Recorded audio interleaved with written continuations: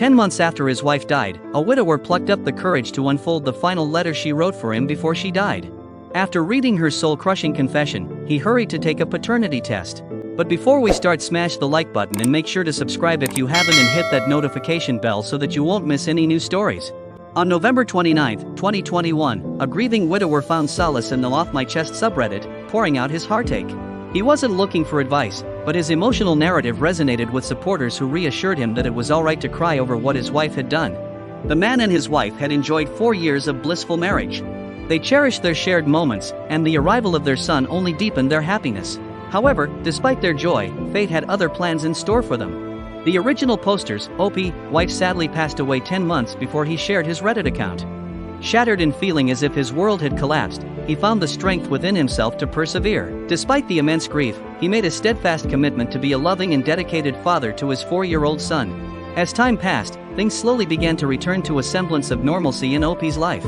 His son became his entire world, and he couldn't envision anything beyond their bond. During this period, he stumbled upon the last letter his wife had written for him. Although Opie had known about this heartfelt treasure his late wife had left behind, he couldn't summon the courage to read it until 10 months later.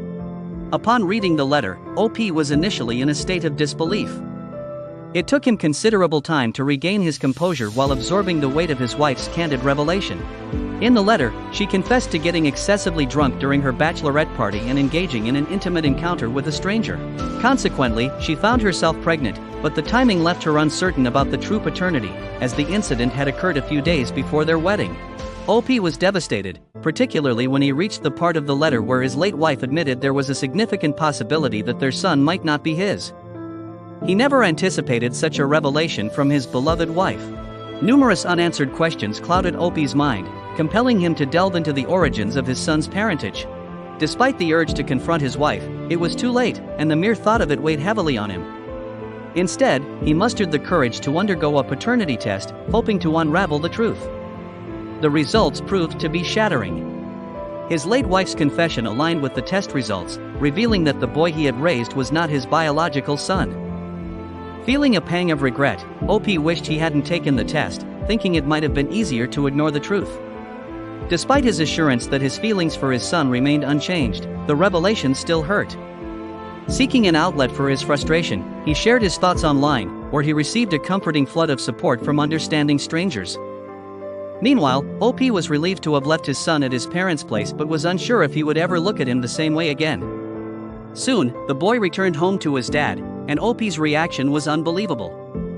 The father was apprehensive about how he would respond to his son. Deep inside, he knew that he still loved him but feared how he'd look at him now.